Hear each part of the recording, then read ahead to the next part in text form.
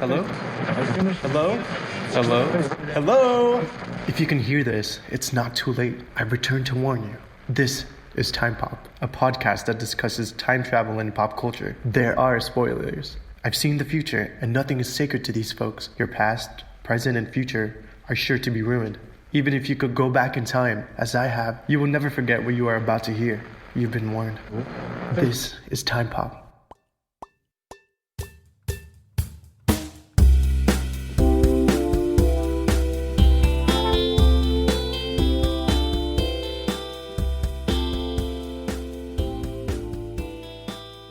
Welcome, Chrononauts, as we guide you through the experience of time travel using pop culture as our steampunk wheelchair. We will be your constants. I am Des. And I'm Ari. And this is Time Pop. How are you, Ari? I'm good. I like that. Steampunk wheelchair. I couldn't figure out what it was. A carriage? It was supposed to look like the old time cars, the first cars. Oh, it was. And yeah, and that's why Yeah. they show the car at the beginning. We watched The Time Machine, the titular Time Machine. Good word. Written by the book The Time Machine, written by H.G. Wells, and I forgot to write down when he wrote. Have you ever read it? I have never read it, and I have never seen any of the other versions of this movie. There are a lot of versions. I knew there was a couple movie versions, but they mention at least 5 movie/teleplays, couple of TV shows, and this is technically, we watched the 2002, The Time Machine. This is described as the remake of the 1960 film. And I don't know if you noticed, but this was directed by Simon Wells. Okay. Not a coincidence. Is there a relation? This is the great-grandson of H.G. Wells. No kidding. Directed this movie, yes. That's Yeah. cool. Yeah, very cool. So yeah, let's get into the fact portion of this situation.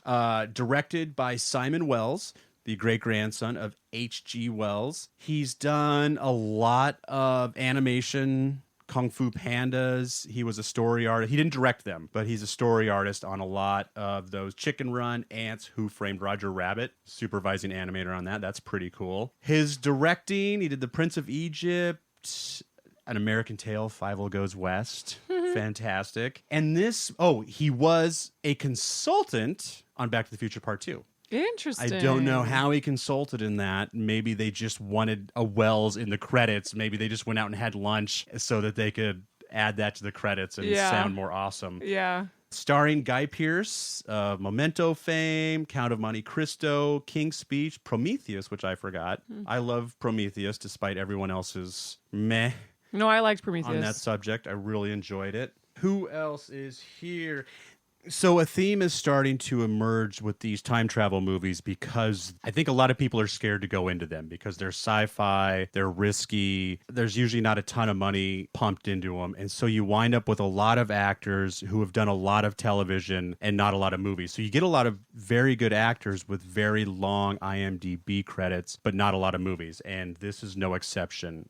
A lot of great actors. They've all done the CIS route. They've all been on Law and Order, all that stuff. And now they're doing a movie. So you get a lot of great actors, but not a ton of things to point to. Of course, besides Jeremy Irons, who is amazing. And we will get to him much later. But Hans Gruber's younger brother is always a delight and plays the creepy dude you would expect him to play when his name comes up in the credits.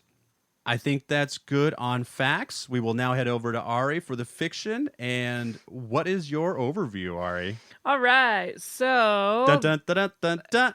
Ari's overview. I have a theme song. So this movie is about a scientist, a professor, scientist, mathematician, engineer.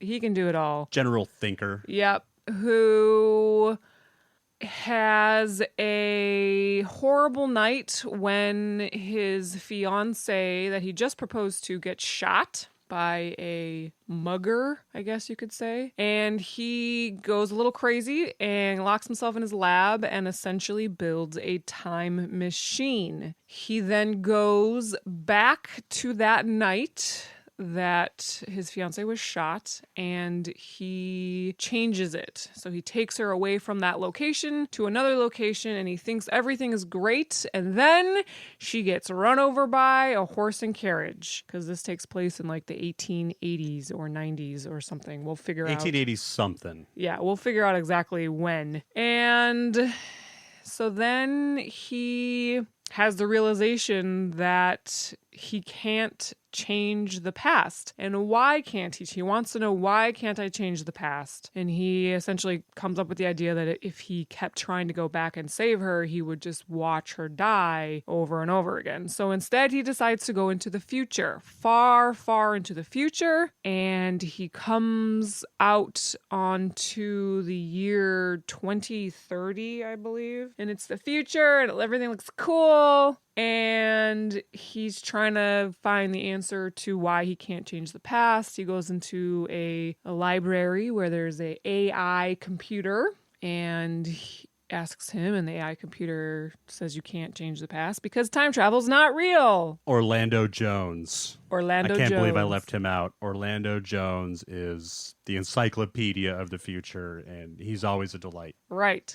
And real quick, while I'm jumping in, 1899 is where we start. 1899 is where we start. Great. Cool. I'm not sure when the first cars came out, but I'm sure it's right around then. They were a reality. They were... Didn't the first cars come out in 1901? Ford Model T came out in 1901, I feel like. That would have been...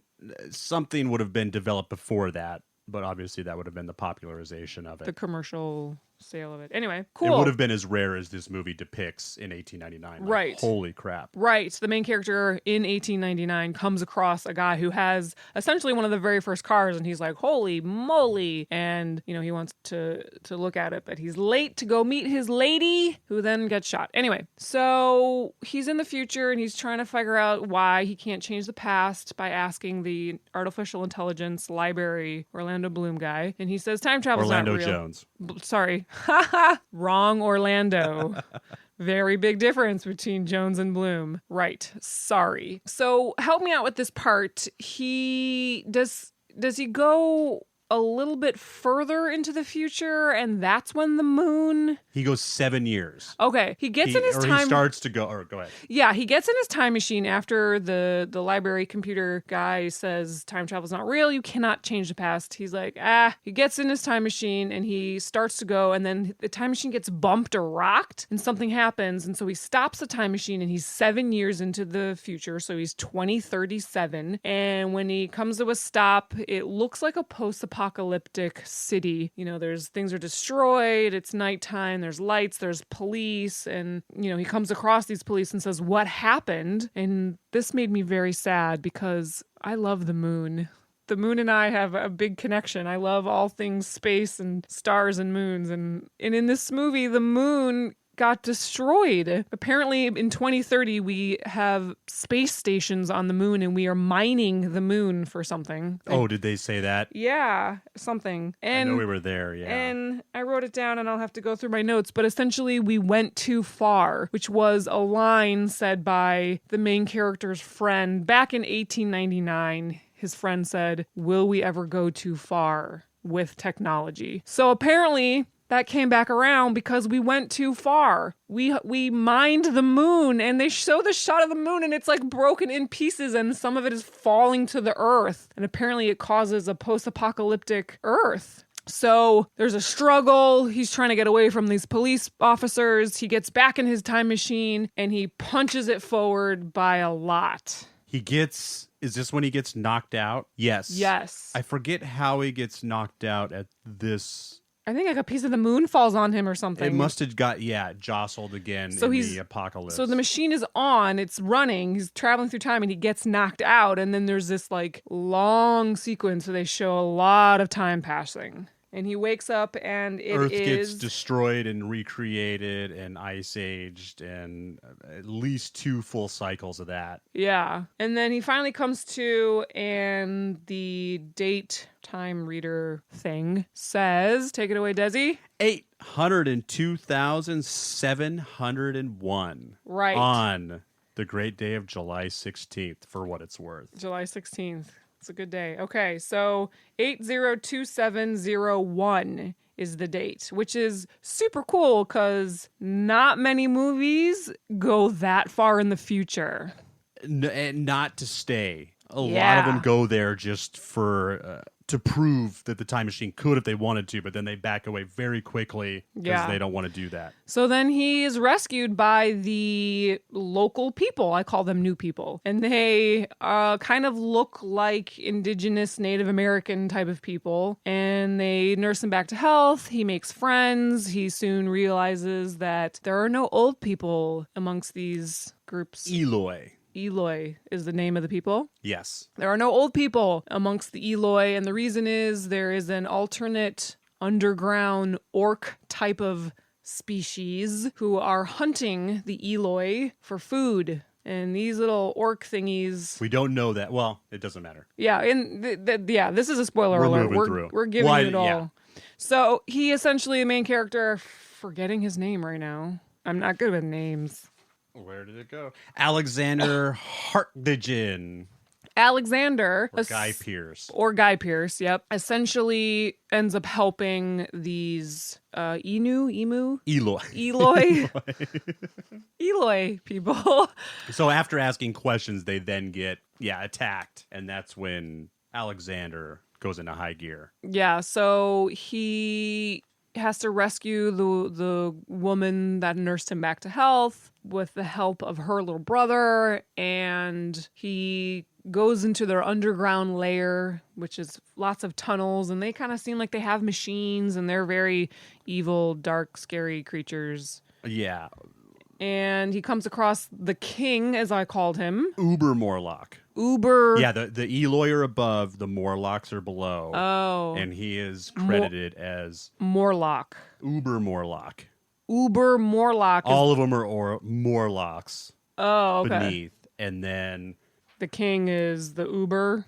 And then Jeremy Irons is the Uber Morlock. Okay. That's what he's credited as. I'm going to call him the king of the orcs. Perfect. And he explains that, his species, they're breeding it to do certain things. Oh, he explains that what happened was when the moon did crumble, some people survived above ground and some people survived below ground, and they are the below ground survivors who have turned into these very ugly creatures. They've totally separated into two. Well, no, because they do procreate. He talks about that too. He says 2 species, but then he mentions that they do procreate. They use the Eloi for procreation. So. Anyway, so Alexander destroys the king and uses his time machine as a bomb to destroy all the orc creature things and destroy all their tunnels and save the above ground people because they're nice. The good guys. They're the good guys. The pretty ones. Yeah. And yay, happy ending. But before he did that, don't clap yet. Before he did that, he took a little trip more into the future with the king. And the way he kills the king is kind of cool, but I have a lot of questions about it. But he saw that in the future, the orc, evil, ugly people do end up coming above ground and like destroying the earth, and it looks like Mordor. And thank you. My note says Lord of the Rings. Yeah, totally. So then he goes back, right? He goes forward to the year. Yep. 746,538,921. The great year of our Lord. Wow. Okay, wait. Say those numbers just like the numbers. 746,538,921. Wow. Yeah, and he sees... You know what? This is not an accident. They used every digit. They mixed them up, but that's just 1 through 9. Really? Yep. Did they use 0? Nah, that's not a real number. That's an integer. No, I don't know what I'm talking about. Okay. Okay. Yeah. So very random, very far in the future, and the Earth is destroyed, and these orc things are. The Earth is not destroyed. The Earth does not care who she nurses into reality. The Earth is going to be just fine. Whether you're pretty or ugly, the Earth just wants to be there for you. Okay. Well, it looks terrible. It looks dark, and anyway. So then he goes back to. Who are we to judge, Ari? All right. So he goes back to the time where he killed the king, and just to the year 802,000 ish. Right, and he uses the machine to blow it all up, and essentially he sends them into an accelerated. Oh, go ahead, I'll let you finish. Well, yeah. So he talks about he's going to change the future. So he went back, blew them all up, and now the future has changed so that the pretty above ground people can flourish. Yay! The end. But because his time machine is destroyed, he is stuck there, and he's okay with it because he's got a new pretty lady friend. Yes, he does. The Eloy. Cool. So that's your overview. Let's get into the nitty gritty. So I'm going to talk about the end first. The end Since first. we're right here, just because of... So how he destroys the Morlocks is by jamming his time machine. Of course, this is all... He seems to know a lot about what's going to happen. But he sends his time machine into the future, jams the gears, He's and not runs. in it. He's Yeah. not in it. He's not in it. He's He not turns in it on and leaves. And runs, and it is just accelerating into the future. And then he gets just out of the blast zone, and it goes off. And so then it reverses for whatever reason. It's like up until now, all time travel happens within the machine. And he has assumed that by jamming the gears, it's going to blast outward. Because how he kills the Morlocks is by accelerating them in the future so fast. So what it that looks they turn like, to dust. Yeah. And so what...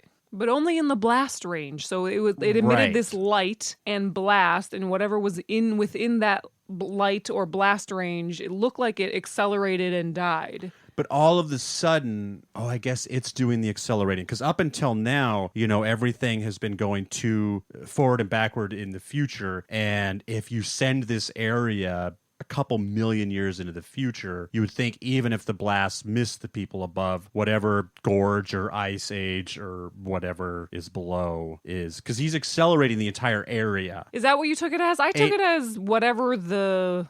Like fire. If you think about it, if it were fire, instead of burning everything, it just accelerated like whatever it touched. But so it was touching the cave. It was Yeah, touching you're the right. entire area. It was touching their machines because they showed their machines deteriorating. So there's a little bit of a hole here. That's right. I guess we did just jump right into holes, didn't we? Yeah, it was a cool effect. I liked it. It was. I thought it was really, really well done. And of course, they had to have them as close to the blast range as possible to make it exciting. Yeah. I get it, but it was it's a hole. Yeah, it's just a hole. So, but going from there, can we now talk about how he killed the king guy? Yes. So he had turned his machine on, so it's spinning and it's created its little sphere, but it hasn't traveled yet. And they're fighting in this sphere, and they're like, ha, wah, bang, flip, punch, knife. Oh no, knife gets knocked away. And then, this is very implausible. Implausible. The king is dangling out of the machine, holding on to Guy Pearce's neck, which is very hard to support somebody who's holding onto your neck. Support them up. But so the king is dangling outside of the sphere, except for his forearms up to about his elbows are within the sphere. And then Guy reaches over and he pushes a lever up, which starts the time travel process. And then you see, which is also a cool effect, the king age and disintegrate and disappear. And die. But let's talk about that, because essentially what that means is he's dangling outside, and for years he is dangling there for years till he ages and dies. You think he would just let go? Well, either way, he is dangling out there like this. You can't see me, but my hands are above my head. You're right. And I'm dangling. And he's just hanging there until he dies. Till he withers away and dies. Because he like shrinks and turns into like a skeleton and then just like disintegrates away. Yeah, and that's from Guy Pearce's point of view. Yes. But from the king's point of view, he's just hanging in the middle of nowhere. Is Guy still holding on to him at that point? No, at the all? king is still holding on to Guy's neck. Guy doesn't have him at all. No, Are you sure? Yeah. Because when he finally dies and lets go, his forearms are still wrapped around Guy's neck, and he's got to like throw him away. I felt like they were holding on to each other, and the king is like, well, I'm just going to choke you to death. Since you're not going to let go of me, I'll just choke you to death. But he's essentially trying to choke him to death because he's outside the sphere for, let's say, 50 years. How long does it take a body to disintegrate into dust? He's an uber Morlock.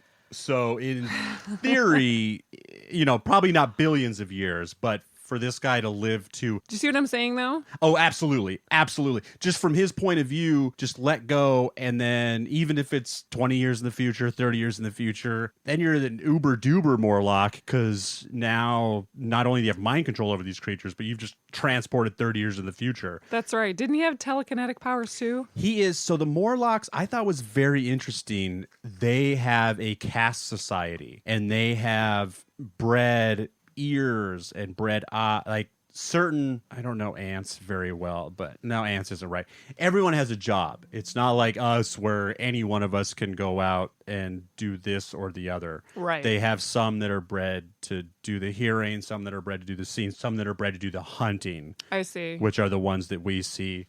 Because even he says at some point there are multiple of him. So they have hives. Oh, I missed that part. What I feel like. And we're seeing one hive and it feeding off one food source. Okay.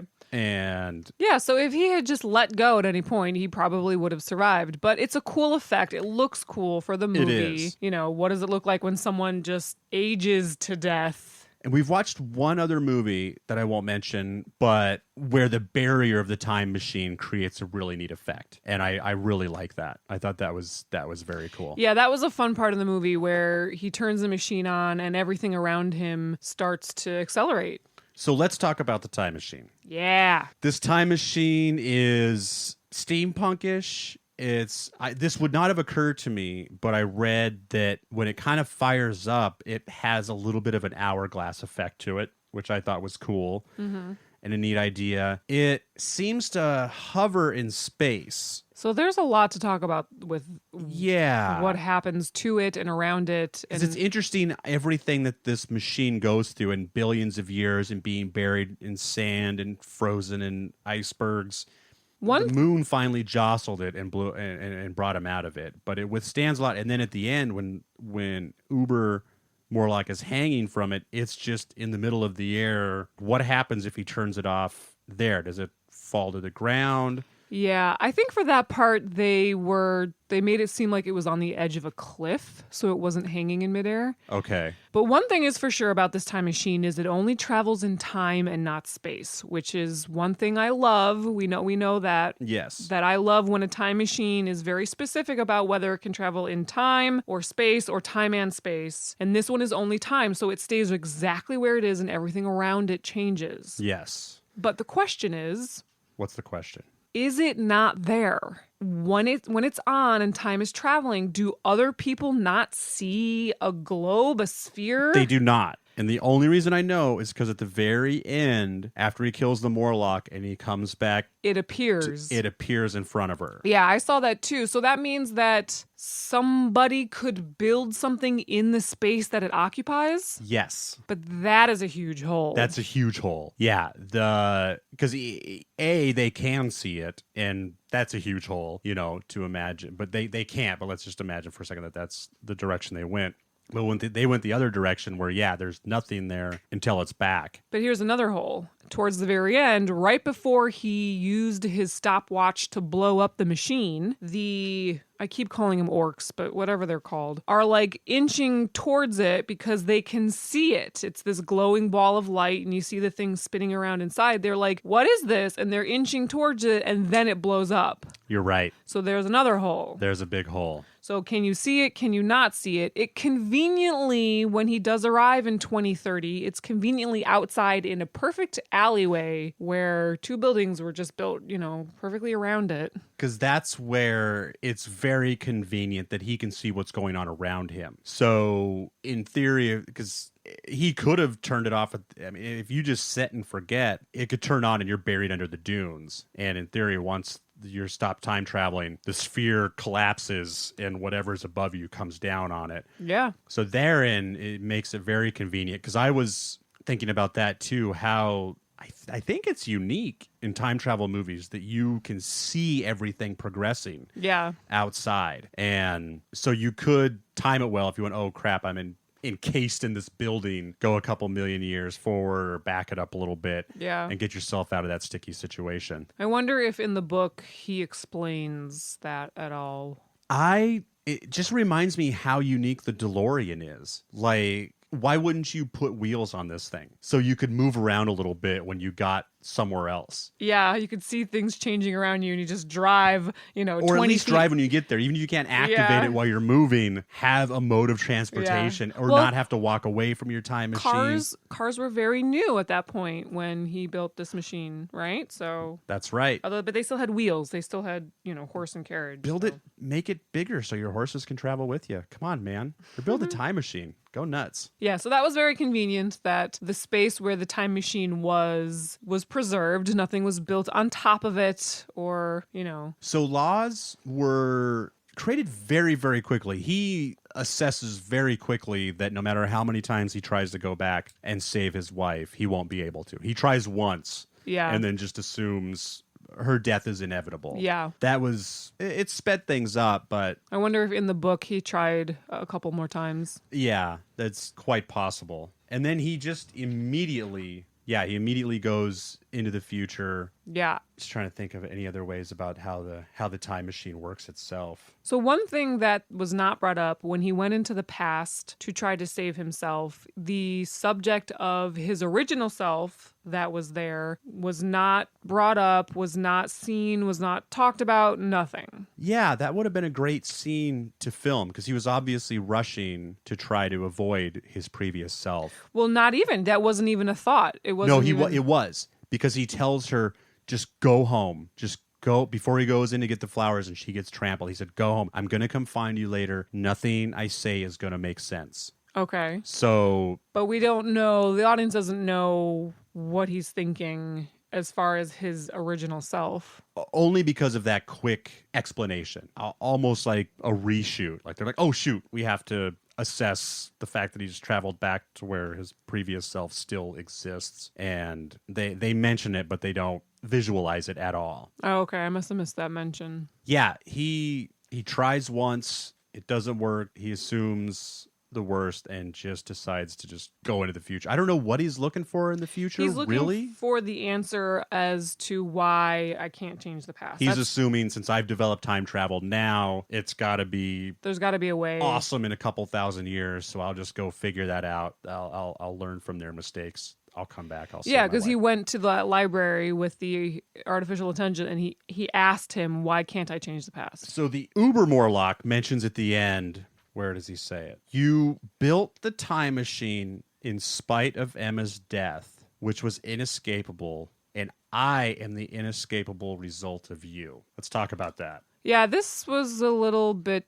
confusing to me. Is he trying to suggest that he is a result of him time traveling? Yes. How? He had nothing to do with the moon. This is where it gets into ideas that are unexplored in the movie, but are just kind of thrown out there. Did it split? Like maybe this is only his future. Maybe as soon as he went back 4 years and there were two of him, that split the timelines, and then his new timeline jumped forward. And at least this timeline is the result of his travel. And there's still another timeline where he's very confused because his to-be fiance didn't show up at the rink. He finds out much later that she was trampled. And So that's a whole Does separate timeline. that- That's a good point. does- What happens to the original Alexander Yeah. and then the one who traveled? I mean, they could technically be in the same, if you think about it as one line. Because he does immediately go so far ahead where he's never going to bump into himself again, and that's no longer an issue. But does the Alexander, who's now in, let's say, Timeline Alpha, I believe, and he goes to the skating rink, he waits 2 hours, goes home. Finds out later that she got hit by a cart. Does he? I mean, I'm assuming. Yeah, he I'm does. assuming. Yeah. I'm just trying to think, in our age of information, but he'll find out. They know enough of the same people. Yeah. Where he's going to find out. So does that Alexander then spend the next 4 years developing time travel?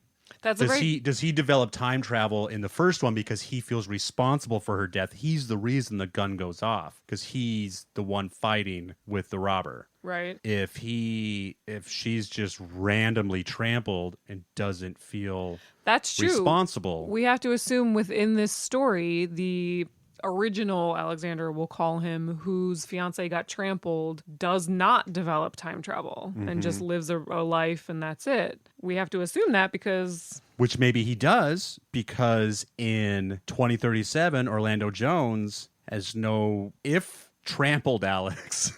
I know, this is getting confusing. If trampled Alex, never develops it, then that's why Orlando Jones doesn't have a history of it. Because if he doesn't immediately feel the need to go back, let's say he does develop time travel, but again, he doesn't feel responsible for his fiance, accidents happened and he develops time travel and it's his first thought isn't go back and save her. He just use it. Then in theory, Orlando Jones knows that time travel's a thing. So does trampled Alex just mourn in obscurity because he's not driven by the guilt to create time travel? Yeah, I'm going to go with that. I mean, this makes me want to read the book. Yeah. Very much. Maybe I'll pick up a book of this. But I would assume that it would be that he would not have the guilt and the drive to go back in time and just kind of live out his life as a normal person. There are, and this has nothing to do with really what we're talking about, except for the fact that we're talking about the book, some deleted chapters that kind of came and went from the book. And they seem to have more to do with the end. I think it was more of an argument over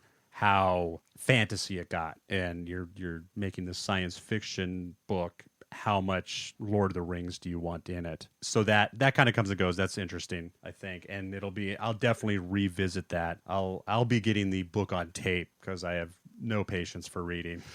But I'll be happy to listen to someone read it for me. While we're just hovering around the subject, the book was published in 1895. It was written... Is this one of the first time travel stories? I know we looked this up once. It is. The work is generally credited with the popularization of the concept of time travel. But it's not... Isn't there a movie from like the 1930s or something about time travel? I think so, and that might be... I think H.G. Wells really invented the concept of a time machine. Or wait, I'm sorry. That would have been later than... 1895. So I think the idea of time travel had been discussed a little bit, but the idea that you're going to build a machine to do it consciously whenever and however you want, I think that's what was really popularized with this story. Yeah, so this was the first known time travel story. Yes. Any other general nerdy thoughts? No, I don't think so. I liked this movie. Did you? Yeah. Real quick. Oh, yeah, we'll get back to that. Well, actually, no, real quick before we get into ratings. You have this time machine. You can use this time machine. Do you, and in what capacity? Yes, I do use it, of course, and I go into the future. I'm more interested in future than in the past. Most time travel stories talk about going into the past more than the future. I loved this because I would definitely go into the future. Before I answer that, it just got me thinking of the time machine itself. So he starts it, and then he puts the time crystal in, which is a doorknob. It's what it is. I think it's just the key to turn it on. And I don't know, just how the whole thing works. Well, they don't talk about how it's powered or the science behind it. There was even a note that I wrote down. He's doing this long math equation on his blackboard, and some of the symbols that he's doing, are those real symbols? The symbols are. Are they? It was like an upside down triangle with like a cubed sign, like a 2 or a square Actually, sign? I can't prove that they're real. I know between the little bit of physics I know and the little bit of advanced math I've looked at, I certainly haven't done any of the equations. I'm just going to assume it is because they use so many notations and yeah, they probably have non-number because it's all theory. So numbers, you can't put real numbers in there because that would mean you could do the math. You got to put some weird symbol in there so you can't figure it out. I definitely use this machine, and I might use this machine more as a peeking device because you can see things happen around you. He seemed to be able to control the speed of it. Yeah. So you could jump months at a time, or it seems like you could just push that crystal a little bit and just look at the next 24 hours in 20, 30 minutes and get an idea of what's going to happen, and then just go right back to where you were and destroy the present. This reminds me of an episode on Futurama. Do you ever watch Futurama? I do. So there's an episode on Futurama where they have a time machine, and I think it can only go forward, and they go forward a lot, and they come across all these different versions of Earth and new species and taken over by aliens, and they essentially discover that time is a loop, and they go around and end up right back where they were. Oh wow! Yeah, I don't remember that. Okay, it's a fun episode. Well, we need to, Futurama. We got to put that on the list. Absolutely. This gets me in a conundrum. Okay. So he goes back in time, and in theory, his other self is there that he has to avoid. But since it's not an instantaneous jump, when he's slowly going back in time, wouldn't he see himself? Maybe he isn't there, but he says, well, next time you see me, I'll be confused. Like, you won't understand what I'm talking about. But if the he that goes to the past is the same he that goes back to the present, then he won't be confused. He'll just be able to say, oh, I'm sorry, I got lost. Or why would then his present self, when does it split? Because if you're going back slowly and you can see, in theory, he would see himself in his library moving around. But then if you're going back slowly, when do you split? So I guess the moment that he goes back, the minute he gets in and turns it on. Oh, right. You wouldn't split. Because for the first 4 years, you're seeing yourself. You would just see yourself. You would see a ghost yourself back out of the time machine as you turned it on and activated it. This is a very good question because, yeah, you let's say you climb into your time machine and you turn it on. Boom. You would then see yourself climbing out of the time machine, go walking in reverse, erasing all your equations. Yeah, having breakfast in reverse, going through your day, experiencing the loss of the fiance, and then getting to that night eventually. And then making sure you turn it off when you're not there, because it's never just explained in this movie, but we'll just assume you don't want to bump into yourself. Yeah. And here's another question. Can the time machine, because it is stationary in space, exist before it was built? So it is being built in this space. Because the time machine does not move, can it go back to a time before it even existed in that space? Yes. Of the universe? Because he creates some kind of a time bubble, and whatever's in there banters about however you want. If this is a closed box situation, then it gets confusing. But he seems to create wormhole isn't the right word, but he creates a space that can move through time. So this is that hole again. This is the question of, does the time machine create this sphere that is completely separate to what it is occupying, the space that it is occupying? Because can someone walk through? But right. I think no, because things fly out of the sphere. Like, he dropped the necklace out of the sphere and it just landed on the floor below him. The knife flew out of the sphere. But they all aged immediately. Once they were outside of the time bubble, they were no longer in the safe zone, and they aged appropriately. Yeah, so whether or not this time machine can exist before it was built is a very big question for this story. I'm satisfied with it. I see what you're saying for some stories, but this one I think I can imagine. I mean, because if it was a closed box and you couldn't see the circle surrounding the box, then yes, the box would have to be there to receive what's inside of it. But since he's creating the bubble, the sphere, to encompass the machine, him, and everything else that's inside of it, I'm comfortable with it. This goes into the question of what is happening in the space. But yeah, the idea that around the bubble, that other people can't see it until he decides to, but yet some people turn it did off. see it. Now, and that would make sense too if at a certain speed it's undetectable, and then once it starts slowing down, you start to see it. If it's moving faster than light in order to move through time, that's a good only explanation. when it starts pumping the brakes. That's a good explanation. Does it become visible? Because it can be on but not traveling through time. Yeah, that happened. And that's when. Yeah, it's a good question. I mean, we could get into this for hours, but it's love it. It's getting damn hot in this studio right now. So yes, it is. Yeah. Everyone out there, please let us know, especially if you've read the book. Just send us an email and shout at us. Tell us how dumb we are for doing this backwards. Or at least you can call me. I won't put Ari under the bus, but you can call me an illiterate. Fuck, that's okay. Whoa. Bad word. That's why I produce and listen to podcasts, because I don't read. Right. Oh, rating. Real quick. Yeah, you said you liked it. I liked it. How much? I liked it. As a movie, I thought it was very well rounded. It had all the things. It's probably an even more phenomenal book. I would definitely give this a 9. Wow. I like movies that go into the future, the future. Wow. Yeah, you're right. I was going to give it a little lower grade. I'm going to raise it up a little bit. It essentially turns into a period piece at some point. I mean, not too much, because they don't stay there very long. Yeah, but you're right. It does utilize the time machine. It still uses the time machine. Yeah, I can't go up to 9. I'm going to go 7.5.